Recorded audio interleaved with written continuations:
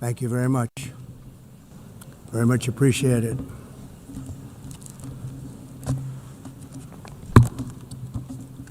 And I don't mind making this speech without a teleprompter, because the teleprompter is not working.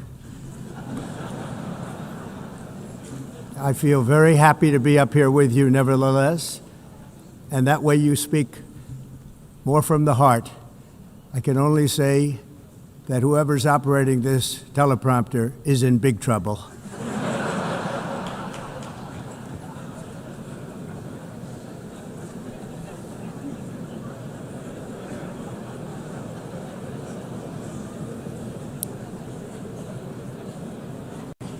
Hello, Madam First Lady.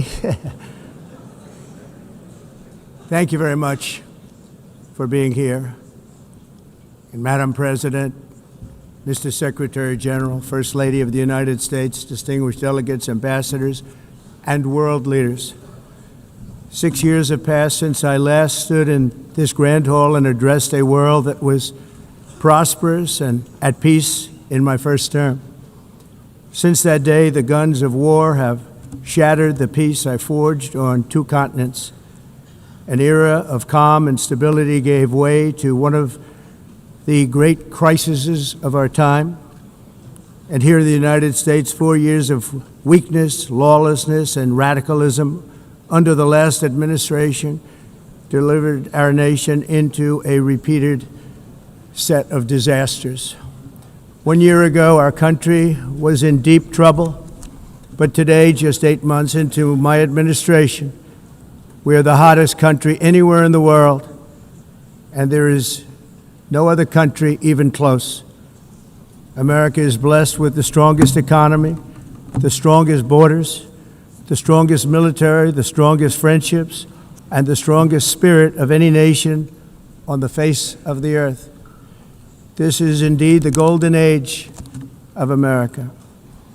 We are rapidly reversing the economic calamity we inherited from the previous administration, including ruinous price increases and record-setting inflation. Inflation like we've never had before. Under my leadership, energy costs are down, gasoline prices are down, grocery prices are down, mortgage rates are down, and inflation has been defeated. The only thing that's up is the stock market, which just hit a record high. In fact, it hit a record high 48 times in the last short period of time. Growth is surging, manufacturing is booming.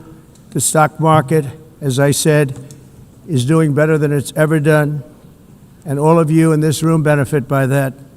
Almost everybody. And importantly, workers' wages are rising at the fastest pace in more than 60 years. And that's what it's all about, isn't it? In 4 years of President Biden, we had less than $1 trillion of new investment into the United States.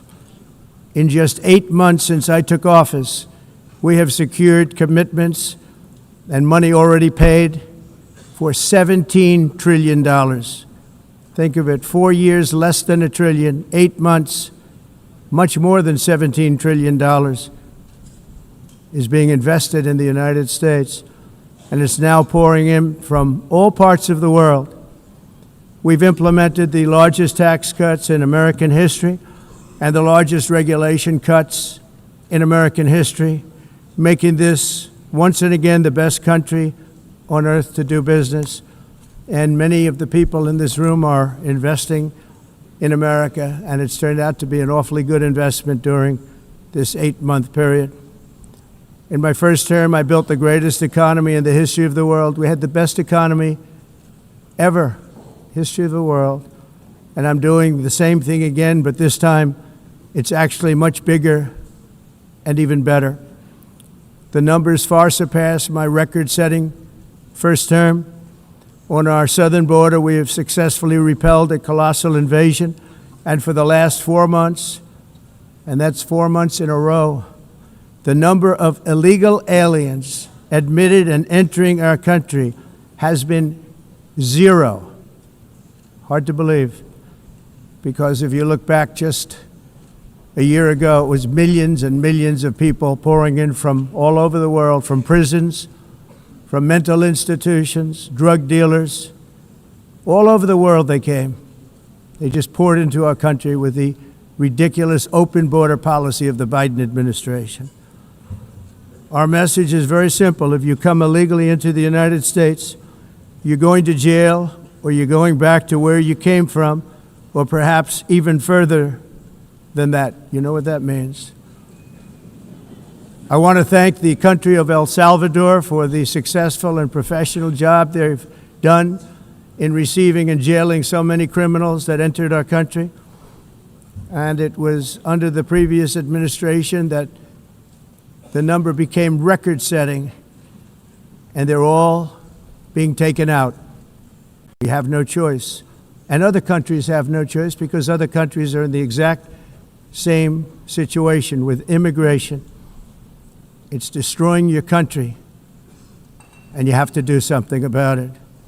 On the world stage, America is respected again like it has never been respected before. You think about 2 years ago, 3 years ago, 4 years ago, or 1 year ago, we were a laughingstock all over the world.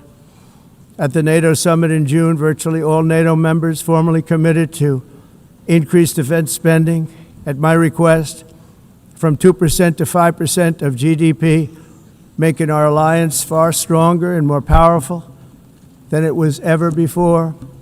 In May, I traveled to the Middle East to visit my friends and rebuild our partnerships in the Gulf and those valued relationships with Saudi Arabia, Qatar, and the UAE, and other countries are now, I believe, closer than ever before. My administration has negotiated one historic trade deal after another, including with the United Kingdom, the European Union, Japan, South Korea, Vietnam, Indonesia, the Philippines, Malaysia, and many, many others. Likewise, in a period of just 7 months, I have ended 7 unendable wars. They said they were unendable.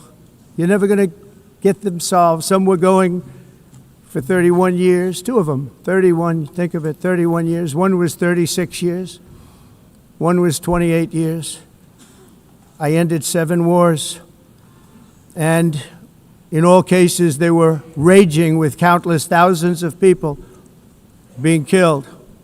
This includes Cambodia and Thailand, Kosovo and Serbia, the Congo and Rwanda, a vicious, violent war that was, Pakistan and India, Israel and Iran, Egypt and Ethiopia, and Armenia and Azerbaijan.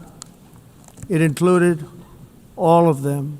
No president or prime minister, and for that matter, no other country has ever done anything close to that.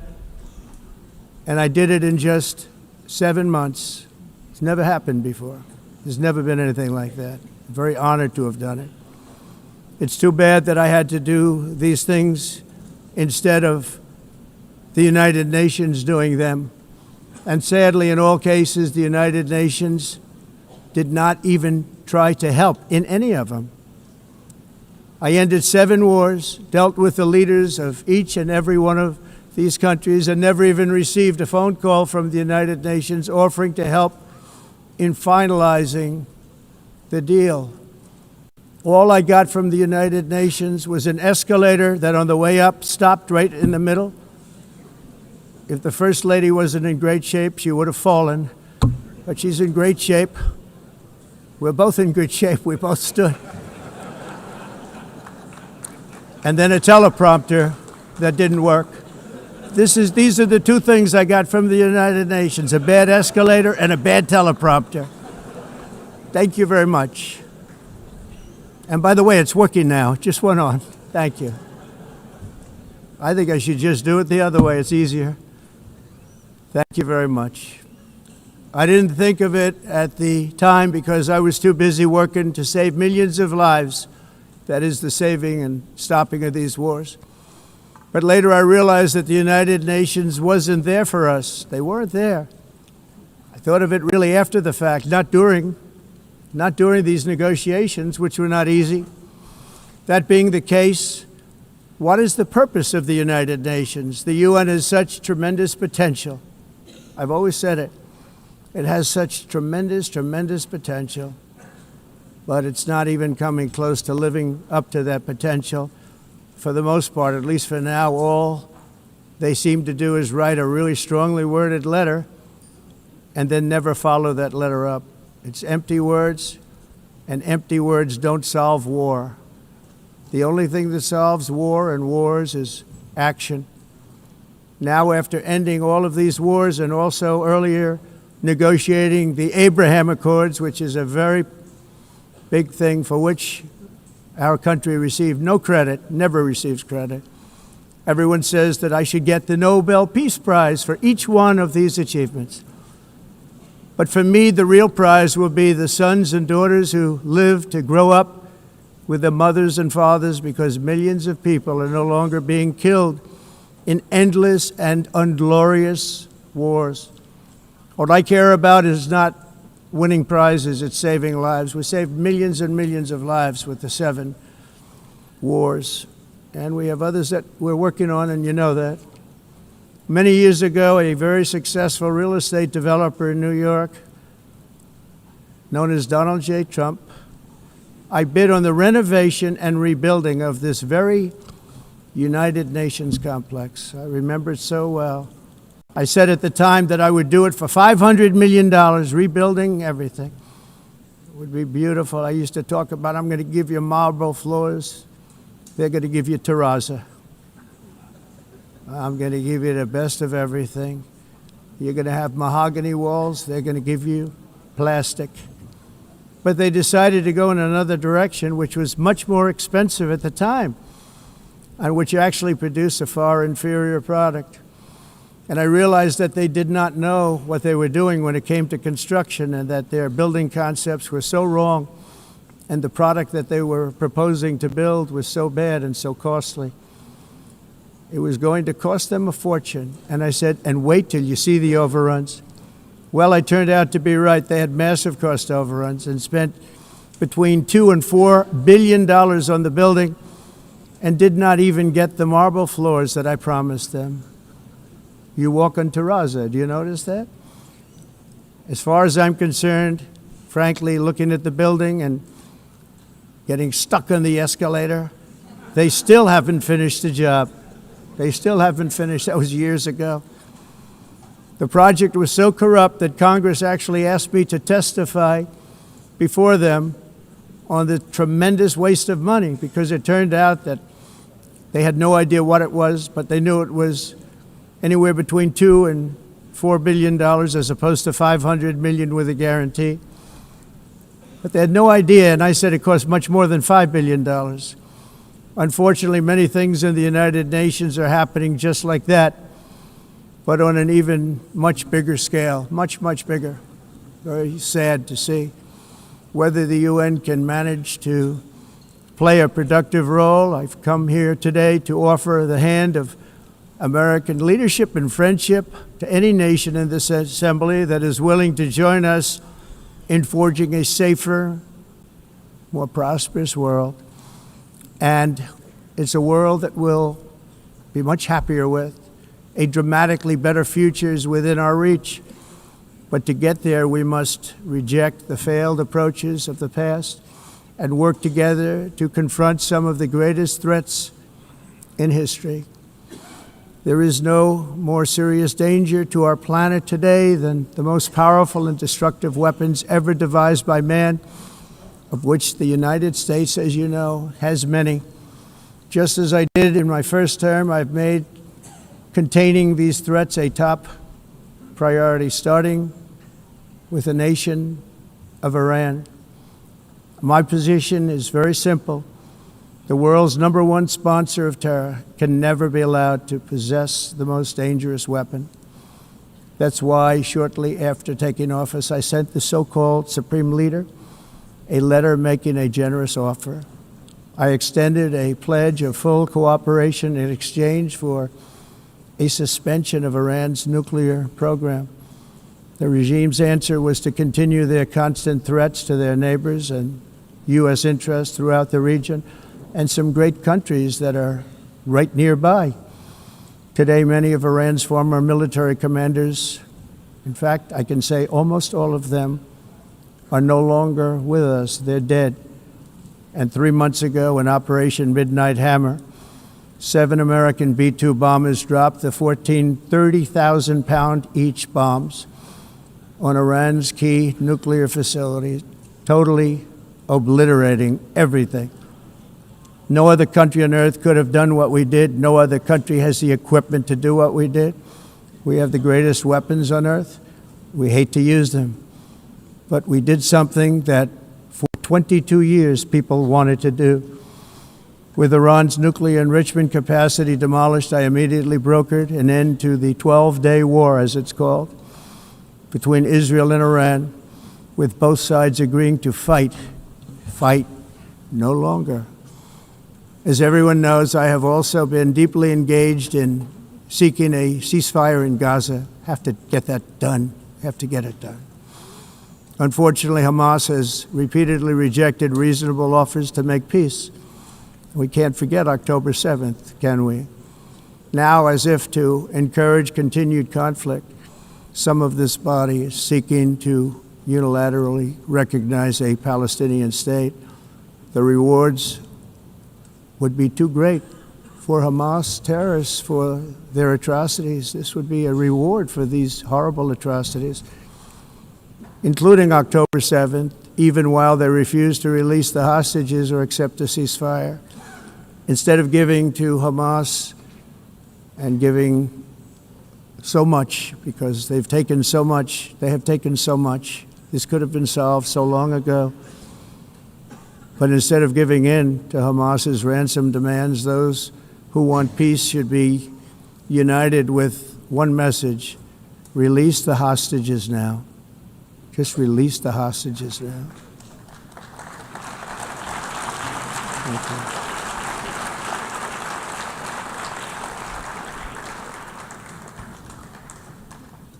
Thank you. As we have got to come together, and we will come together, got to get it done. We have to stop the war in Gaza immediately. We have to stop it. We have to get it done. We have to negotiate, immediately have to negotiate peace. We got to get the hostages back. We want all 20 back. We don't want 2 and 4. As you know, I got, along with Steve Witkoff and others that helped us, Marco Rubio, we got most of them back. We were involved in all of them. But I always said the last 20 are going to be the hardest, and that's exactly what happened. We have to get them back now. We don't want to get back 2, and then another 2, and then 1, and then 3. Have this process. No, we want them all back, and we want the actually 38 dead bodies back too. Those parents came to me, and they want them back, and they want them back very quickly and very badly. As though they were alive, they want them. They want them every bit as much as if their son or daughter were alive. I've also been working relentlessly, stopping the killing in Ukraine. I thought that would be, of the 7 wars that I stopped, I thought that would be the easiest because of my relationship with President Putin, which had always been a good one. I thought that was going to be the easiest one. But you know, in war, you never know what's going to happen. There are always lots of surprises, both good and bad. Everyone thought Russia would win this war in 3 days. But it didn't work out that way. It was supposed to be just a quick little skirmish. It's not making Russia look good. It's making them look bad. No matter what happens from here on out, this was something that should have taken a matter of days, certainly less than a week. And they've been fighting for 3.5 years and killing anywhere from 5,000 to 7,000 young soldiers, mostly soldiers, on both sides, every single week, from 5,000 to 7,000 dead young people, and some in cities, much smaller numbers, where rockets are shot, where drones are dropped. This war would never have started if I were president. This was a war that should have never happened. It shows you what leadership is, what bad leadership can do to a country. Look what happened to the United States, and look where we are right now in just a short period of time. The only question now is how many more lives will be needlessly lost on both sides. China and India are the primary funders of the ongoing war by continuing to purchase Russian oil. But inexcusably, even NATO countries have not cut off much Russian energy and Russian energy products, which, as you know, I found out about 2 weeks ago, and I wasn't happy. Think of it. They're funding the war against themselves. Who the hell ever heard of that one? In the event that Russia is not ready to make a deal to end the war, then the United States is fully prepared to impose a very strong round of powerful tariffs, which would stop the bloodshed, I believe, very quickly. But for those tariffs to be effective, European nations, all of you are gathered here right now, would have to join us in adopting the exact same measures. I mean, you're much closer to this. We have an ocean in between. You're right there. And Europe has to step it up. They can't be doing what they're doing. They're buying oil and gas from Russia while they're fighting Russia. It's embarrassing to them, and it was very embarrassing to them when I found out about it, I can tell you that. They have to immediately cease all energy purchases from Russia. Otherwise, we're all wasting a lot of time. So I'm ready to discuss this. We're going to discuss it today with the European nations, all gathered here. I'm sure they're thrilled to hear me speak about it, but that's the way it is. I like to speak my mind and speak the truth. As we seek to reduce the threat of dangerous weapons today, I'm also calling on every nation to join us in ending the development of biological weapons once and for all. And biological is terrible, and nuclear is even beyond, and we include nuclear in that. We want to have a cessation of the development of nuclear weapons. We know, and I get to view it all the time. Sir, would you like to see? And I look at weapons that are so powerful that we just can't ever use them. If we ever use them, the world literally might come to an end. There would be no United Nations to be talking about. There would be no nothing. Just a few years ago, reckless experiments overseas gave us a devastating global pandemic. Yet despite that worldwide catastrophe, many countries are continuing extremely risky research into bioweapons and man-made pathogens. This is unbelievably dangerous. To prevent potential disasters, I'm announcing today that my administration will lead an international effort to enforce biological weapons convention, which is going to be meeting with the top leaders of the world by pioneering an AI verification system that everyone can trust. Hopefully the UN can play a constructive role, and it will also be one of the early projects under AI. Let's see how good it is, because a lot of people are saying it could be one of the great things ever, but it also can be dangerous, but it can be put to tremendous use and tremendous good, and this would be an example of that. Not only is the UN not solving the problems it should, too often, it's actually creating new problems for us to solve. The best example is the number one political issue of our time, the crisis of uncontrolled migration. It's uncontrolled. Your countries are being ruined. The United Nations is funding an assault on Western countries and their borders. In 2024, the UN budgeted $372 million in cash assistance to support an estimated 624,000 migrants journeying into the United States. Think of that. The UN is supporting people that are illegally coming into the United States, and then we have to get them out. The UN also provided food, shelter, transportation, and debit cards to illegal aliens. Can you believe that? On the way to infiltrate our southern border. Millions of people came through that southern border. Just a year ago, millions and millions of people were pouring in, 25 million altogether over the 4 years of the incompetent Biden administration. And now we have it stopped, totally stopped. In fact, they're not even coming anymore because they know they can't get through. But what took place is totally unacceptable. The UN is supposed to stop invasions, not create them and not finance them. In the United States, we reject the idea that mass numbers of people from foreign lands can be permitted to travel halfway around the world, trample our borders, violate our sovereignty, cause unmitigated crime, and deplete our social safety net. We have reasserted that America belongs to the American people, and I encourage all countries to take their own stand in defense of their citizens as well. You have to do that because I see it. I'm not mentioning names. I see it, and I could call every single one of them out. You're destroying your countries. They're being destroyed. Europe is in serious trouble. They've been invaded by a force of illegal aliens like nobody's ever seen before. Illegal aliens are pouring into Europe. Nobody is ever, and nobody's doing anything to change it, to get them out. It's not sustainable. And because they choose to be politically correct, they're doing just absolutely nothing about it. And I have to say, I look at London where you have a terrible mayor, terrible, terrible mayor. And it's been so changed, so changed.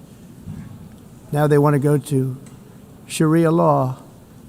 But you're in a different country. You can't do that. Both the immigration and their suicidal energy ideas will be the death of Western Europe if something is not done immediately. This cannot be sustained. What makes the world so beautiful is that each country is unique. But to stay this way, every sovereign nation must have the right to control their own borders. You have the right to control your borders, as we do now, and to limit the sheer numbers of migrants entering their countries and paid for by the people of that nation that were there and that built that particular nation at the time. They put their blood, sweat, tears, money into that country, and now they're being ruined. Proud nations must be allowed to protect their communities and prevent their societies from being overwhelmed by people they have never seen before, with different customs, religions, with different everything.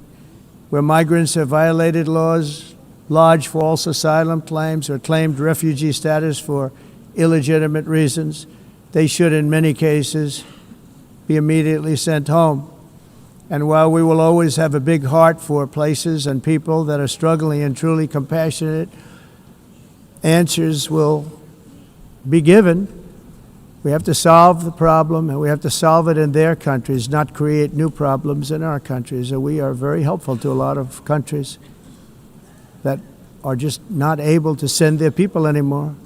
They used to send them to us in caravans of 25,000, 30,000 people each. These massive caravans of people pouring into our country, totally unchecked and unvetted. But not anymore. According to the Council of Europe in 2024, almost 50% of inmates in German prisons were foreign nationals or migrants. In Austria, the number was 53% of the people in prisons were from places that weren't from where they are now. In Greece, the number was 54%, and in Switzerland, beautiful Switzerland, 72% of the people in prisons are from outside of Switzerland. When your prisons are filled with so-called asylum seekers who repaid kindness, and that's what they did, they repaid kindness with crime. It's time to end the failed experiment of open borders. You have to end it now. See, I can tell you. I'm really good at this stuff. Your countries are going to hell. In America, we've taken bold action to swiftly shut down uncontrolled migration. Once we started detaining and deporting everyone who crossed the border and removing illegal aliens from the United States, they simply stopped coming. They're not coming anymore. We're getting a lot of credit, but they're not coming anymore. This was a humanitarian act for all involved, because on the trips up, thousands of people a week were dying. Women were being raped. Nobody's ever seen anything like it. Raped, horribly beaten, raped. On the trip up, the journey up, it was a long walk. It was a long, arduous journey, indeed. And it was also a historic victory against human trafficking throughout the region. What we did was a victory, and we saved so many lives of people that wouldn't make the journey. That journey was loaded up with death. loaded up with death. Dead bodies all along the roads of jungles. To get up, they go through jungles, they go through areas so hot you couldn't breathe. They were dying of suffocation, areas so hot that you couldn't breathe. Dead bodies all over.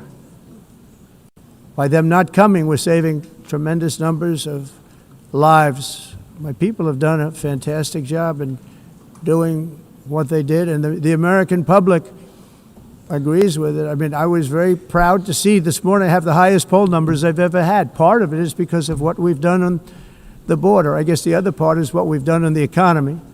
Joe Biden's policies empowered murderous gangs, human smugglers, child traffickers, drug cartels, and prisoners from all over the world. The previous administration also lost nearly 300,000 children. Think of that. They lost more than 300,000 children, little children, who were trafficked into the United States on the Biden watch, many of whom have been raped, exploited, and abused, and sold. Sold. Nobody talks about that. The fake news doesn't write about it. With many others, young children who are missing or dead.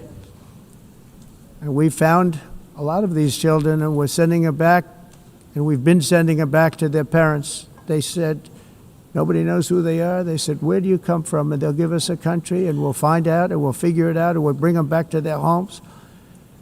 And the mother and father rush to the door, and their tears in their eyes. They can't believe that they're seeing their son or daughter, their little son or daughter again. We've done almost 30,000 of them so far.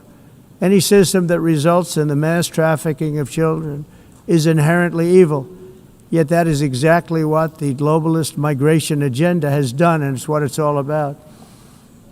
In America, those days, as you know, are over. The Trump administration is working, and we are continuing to work to track down the villains that are causing this problem, and also, as I said, to get back the 30,000 we've already returned.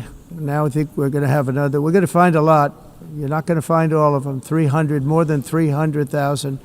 They're lost or they're dead. They're lost or they're dead because of the animals that did this. To protect our citizens, I've also designated multiple savage drug cartels as far as and you see this, and you see it happening right before your eyes. Let's put it this way, people don't like taking big loads of drugs in boats anymore. There aren't too many boats that are traveling on the seas by Venezuela. They tend not to want to travel very quickly anymore. And we've virtually stopped drugs coming into our country by sea. We call them the water drugs. They kill hundreds of thousands of people. I've also designated multiple savage drug cartels as far as foreign terrorist organizations, along with two bloodthirsty transnational gangs, probably the worst gangs anywhere in the world, MS-13 and Tren de Aragua. Tren de Aragua is from Venezuela, by the way. Such organizations torture, maim, mutilate, and murder with impunity. They're the enemies of all humanity. And for this reason, we've recently begun using the supreme power of the United States military to destroy Venezuelan terrorists and trafficking networks led by Nicolas Maduro. To every terrorist thug smuggling poisonous drugs into the United States of America, please be warned that we will blow you out of existence. That's what we're doing. We have no choice. Can't let it happen. They're destroying. I believe we lost 300,000 people last year to drugs, 300,000. Fentanyl and other drugs. Each boat that we sink carries drugs that would kill more than 25,000 Americans. We will not let that happen. Energy is another area where the United States is now thriving like never before. We're getting rid of the falsely named renewables. By the way, they're a joke. They don't work. They're too expensive. They're not strong enough to fire up the plants that you need to make your country great. The wind doesn't blow. Those big windmills are so pathetic and so bad, so expensive to operate. And they have to be rebuilt all the time, and they start to rust and rot most expensive energy ever conceived, and it's actually energy. You're supposed to make money with energy, not lose money. You lose money, the governments have to subsidize. You can't put them out without massive subsidies. And most of them are built in China, and I give China a lot of credit. They build them, but they have very few wind farms. So why is it that they build them and they send them all over the world, but they barely use them? You know what they use? Coal. They use gas. They use almost anything, but they don't like wind. But they sure as hell like selling the windmills. Europe, on the other hand, has a long way to go, with many countries being on the brink of destruction because of the green energy agenda. And I give a lot of credit to Germany. Germany was being led down a very sick path, both on immigration, by the way, and on energy. They were going green, and they were going bankrupt. And the new leadership came in, and they went back to where they were, with fossil fuel and with nuclear, which is good. It's now safe, and you can do it properly. But they went back to where they were, and they opened up a lot of different plants, energy-producing plants, and they're doing well. I give Germany a lot of credit for that. They've said this is a disaster, what's happening. They were going all green. All green is all bankrupt. That's what it represents. And it's not politically correct. I'll be very badly criticized for saying it, but I'm here to tell the truth. I don't care. It doesn't matter to me. I'm in New York City. I'm feeling a lot safer. Crime, we're getting crime down. And by the way, speaking of crime, Washington, D.C. Washington, D.C. was the crime capital of America. Now it's after 12 days, it's a totally safe city. Everyone's going out to dinner. They're going out to restaurants. Your wife can walk down the middle of the street with or without you. Nothing's going to happen. My people have done a fantastic job. And yes, I called in the National Guard, and the National Guard took care of business. And they weren't politically correct, but they took care of business. We got 1,700 career criminals out, brought them back to where they came from, the countries where they came from, or put them in jails. Washington, D.C. is now a totally safe city again, and I welcome you to come. In fact, we'll have dinner together at a local restaurant, and we'll be able to walk. We don't have to go by an armor-plated vehicle. We'll walk right over there from the White House. They've given up their powerful edge, a lot of the countries that we're talking about, in oil and gas, such as essentially closing the great North Sea oil. Oh, the North Sea, I know it so well. Aberdeen was the oil capital of Europe, and there's tremendous oil that hasn't been found in the North Sea. Tremendous oil. And I was with the Prime Minister I respect and like a lot, and I said, you're sitting with the greatest asset. They essentially closed it by making it so highly taxed that no developer, no oil company can go there. They have tremendous oil left, and more importantly, they have tremendous oil that hasn't even been found yet. And what a tremendous asset for the United Kingdom. And I hope the Prime Minister is listening, because I told it to him 3 days in a row. That's all he heard. North Sea oil, North Sea, because I want to see them do well. I want to stop seeing them ruining that beautiful Scottish and English countryside with windmills and massive solar panels that go 7 miles by 7 miles, taking away farmland. But we're not letting this happen in America. In 1982, the executive director of the United Nations Environmental Program predicted that by the year 2000, climate change would cause a global catastrophe. He said that it will be irreversible, as any nuclear holocaust would be. This is what they said at the United Nations. What happened? Here we are. Another UN official stated in 1989 that within a decade, entire nations could be wiped off the map by global warming. Not happening.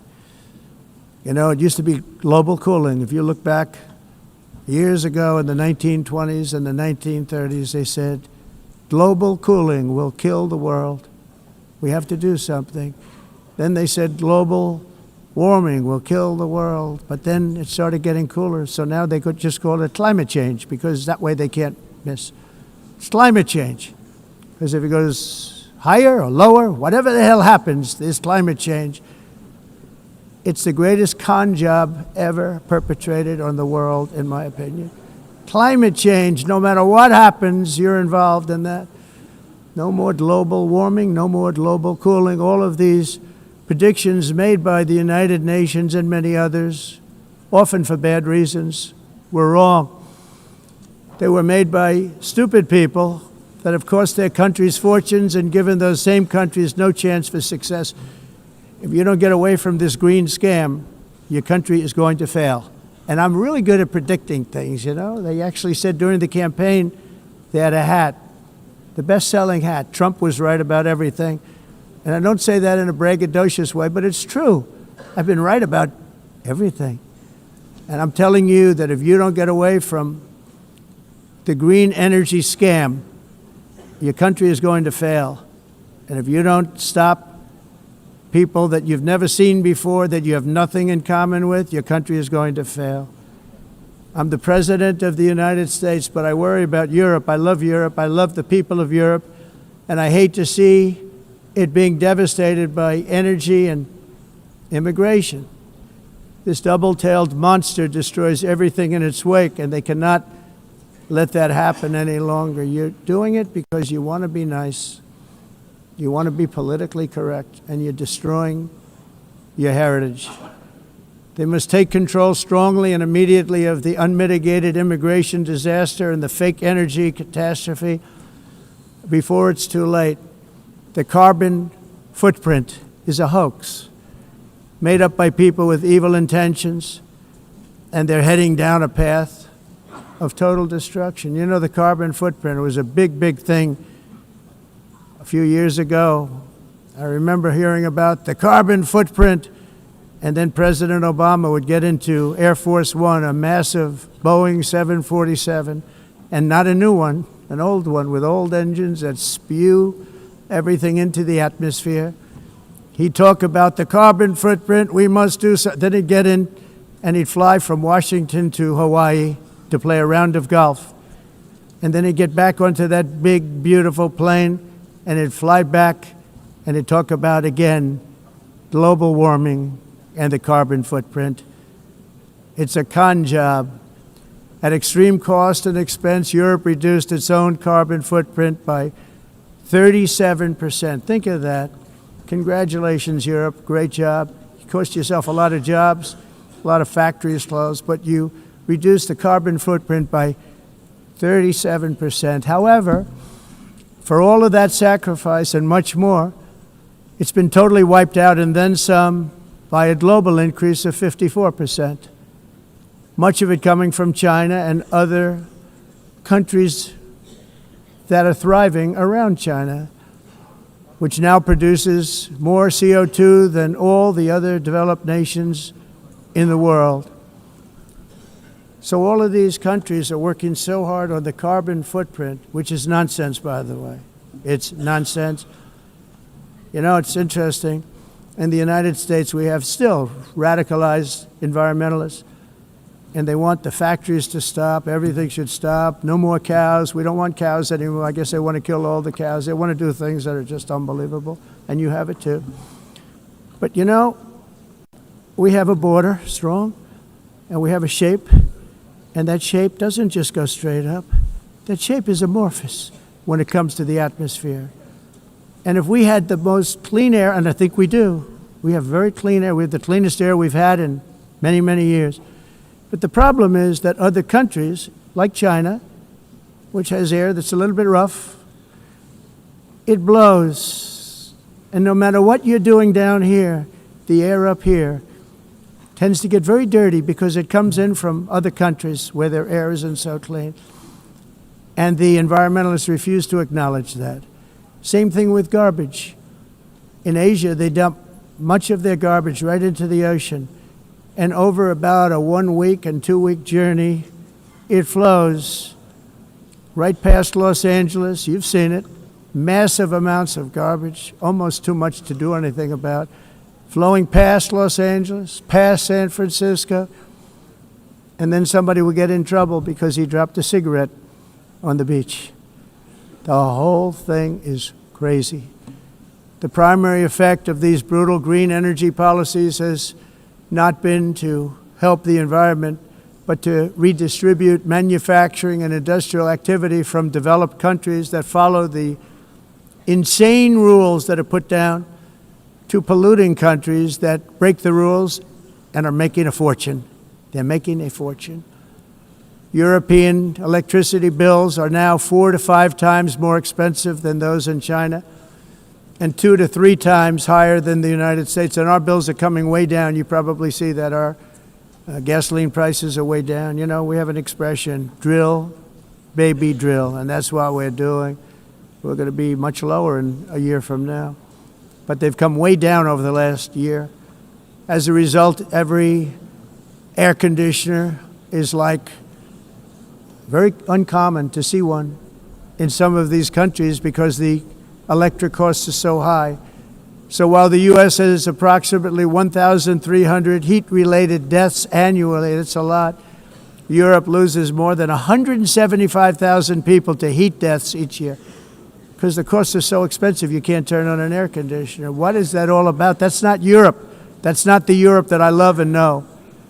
All in the name of pretending to stop the global warming hoax.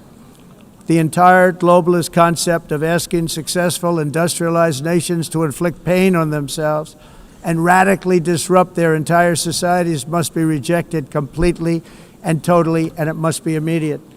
That's why in America I withdrew from the fake Paris Climate Accord, where, by the way, America was paying so much more than every country. Others weren't paying. China didn't have to pay until 2030.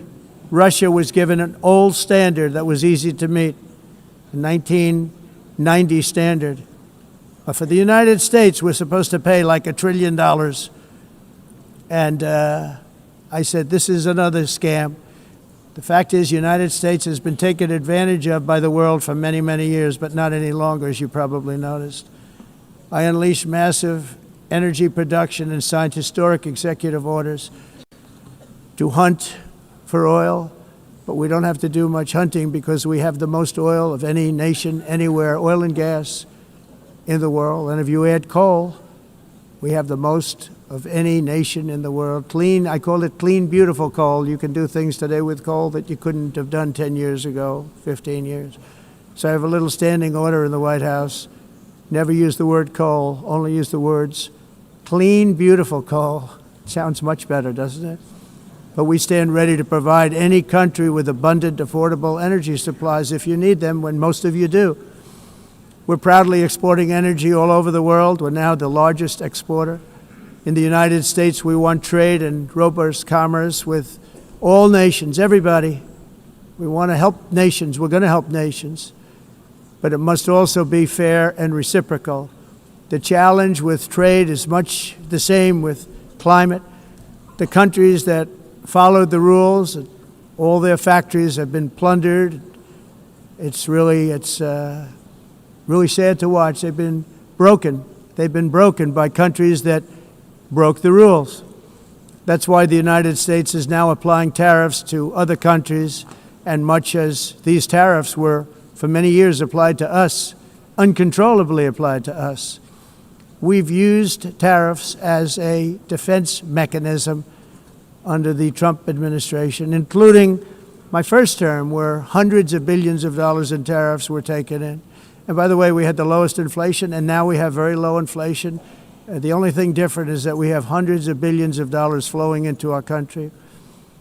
But this is how we will ensure that the system works for everyone and is sustainable into the future. We're also using tariffs to defend our sovereignty and security throughout the world, including against nations that have taken advantage of former U.S. administrations for decades, including the most corrupt, incompetent administration in history, the sleepy Joe Biden administration. Brazil now faces major tariffs in response to its unprecedented efforts to interfere in the rights and freedoms of our American citizens and others, with censorship, repression, weaponization, judicial corruption, and targeting of political critics in the United States. I have a little problem saying this because I must tell you, I was walking in and the leader of Brazil was walking out. We saw him and I saw him, he saw me, and we embraced. And then I'm saying, can you believe I'm going to be saying this in just 2 minutes? But we actually agreed that we would meet next week. We didn't have much time to talk, like about 20 seconds. They were in retrospect, I'm glad I waited because this thing didn't work out too well. But we did talk, we had a good talk, and we agreed to meet next week, if that's of interest. But he seemed like a very nice man, actually. He liked me, I liked him. But if you, and I only do business with people I like. When I don't like them, I don't like them. But we had, at least for about 39 seconds, we had excellent chemistry. It's a good sign.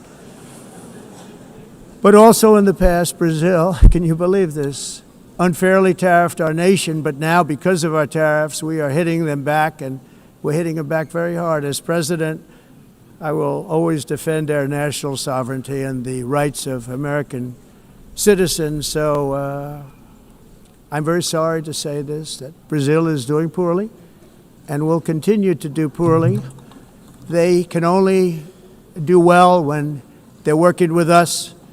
Without us, they will fail, just as others have failed. It's true. Next year, the United States will celebrate the 250th anniversary of our glorious independence, a testament to enduring power and American freedom and spirit. We will also be proudly hosting the 2026 FIFA World Cup, and shortly thereafter, the 2028 Olympics, which is going to be very exciting. I hope you all come. I hope that countless people from all over the globe will take part of these will be great celebrations of liberty and human achievement, and that together we all can rejoice in the miracles of history that began in July 4th, 1776, when we founded the light to all nations. And it's something really that an amazing thing came out of that date. It's called the United States of America. In honor of this momentous anniversary, I hope that all countries who find inspiration in our example will join us in renewing our commitment, values, and those values really that we hold so dear. Together, let us defend free speech and free expression. Let us protect religious liberty, including for the most persecuted religion on the planet today. It's called Christianity. And let us safeguard our sovereignty and cherish qualities that have made each of our nations so special, incredible, and extraordinary. In closing, I just want to repeat that immigration and the high cost of so-called green renewable energy is destroying a large part of the free world and a large part of our planet. Countries that cherish freedom are fading fast because of their policies on these two subjects. You need strong borders and traditional energy sources if you are going to be great again. Whether you have come from north or south, east or west, near or far, every leader in this beautiful hall today represents a rich culture, a noble history, and a proud heritage that makes each nation majestic and unique, unlike anything else in human history or any other place on the face of the earth. From London to Lima, from Rome to Athens, from Paris to Seoul, from Cairo to Tokyo and Amsterdam to right here in New York City, we stand on the shoulders of the leaders and legends, generals and giants, heroes and titans who won and built our beloved nations, all of our nations, with their own courage, strength, spirit, and skill. Our ancestors climbed mountains, conquered oceans, crossed deserts, and trekked over wide open plains. They charged into thunderous battles, plunged into grave dangers, and they were soldiers and farmers and workers and warriors and explorers and patriots. They built towns into cities, tribes into kingdoms, ideas into industries, and small islands into mighty empires. You're a part of all of that. They were champions for their people who never gave up and who never, ever gave in. Their values defined our national identities. Their visions forged our magnificent destiny. Everybody in this room is a part of it in your own way. Each of us inherits the deeds and the myths the triumphs, the legacies of our own heroes and founders who so bravely showed us the way. Our ancestors gave everything for homelands that they defended with pride, with sweat, with blood, with life, and with death. Now the righteous task of protecting the nations that they built belongs to each and every one of us. So together let us uphold our sacred duty to our people and to our citizens. Let us protect their borders, ensure their safety, preserve their cultures, treasure, and traditions, and fight for their precious dreams and their cherished freedoms. And in friendship and really a beautiful vision, let us all work together to build a bright, beautiful planet, a planet that we all share, a planet of peace and a world that is richer, better, and more beautiful than ever before. That can happen. It will happen. It will happen, and I hope it can happen and start right now, right at this moment. We'll turn it around. We're going to make our countries better, safer, more beautiful. We're going to take care of our people. Thank you very much. It's been an honor. God bless the nations of the world. Thank you very much. Bye.